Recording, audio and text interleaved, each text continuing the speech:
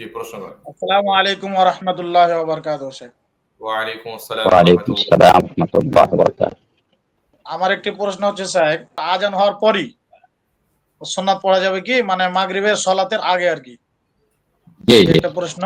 মাগরিবের আযানের পরে আপনি এই কথা জেনে রাখেন, সে মাগরিবের আযান হোক, যোহরের আযান হোক, আসরের আযান হোক, ইশারের আযান হোক, ফজরের আযান হোক, আল্লাহ নবী আমাদেরকে একটা মূল কাঠি দিলেন যে বাইনা কুল্লি আযানাইন সালাহ, প্রত্যেক দুই আযানের মধ্যে নফল নামাজ রয়েছে, অর্থাৎ যে দুই আযানের মধ্যে নফল নামাজ পড়বে ওটার বিশেষ ফজিলত আছে। সুতরাং দুই আযান কোনটা কোনটা? যেটা আসলে একটা আযান আর একটা একামত। একামত হচ্ছে একটা আযান আর আযান হচ্ছে একটা আযান। সুতরাং আযান এবং একামতের মধ্যে নামাজ পড়াটা সুন্নত। নামাজ পড়াটা কি? সুন্নত, এক নম্বর কথা।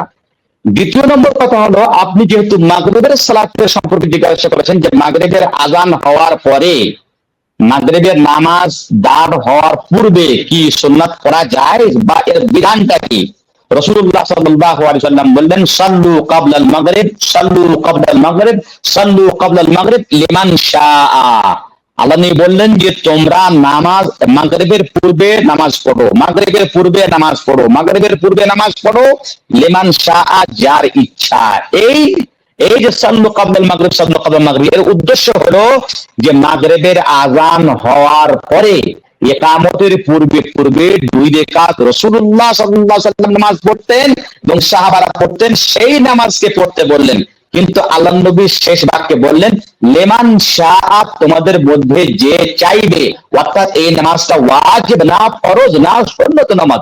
সুতরাং বোঝা গেল দুইটি হাদিস দিয়ে প্রকাশ্য ভাবে যে মাগরিবের আযানের পরে এবং ইকামতের পূর্বে দুই রাকাত সুন্নাত পড়া, এটা হচ্ছে সুন্নাত থেকে প্রমাণিত। সুতরাং যে যতটা এই সুন্নাতকে আদায় করতে পারবে আল্লাহ রাব্বুল আলামিনের কাছে সে ততটাই পুণ্যিত হবে। জি, তৃতীয় প্রশ্ন করেন।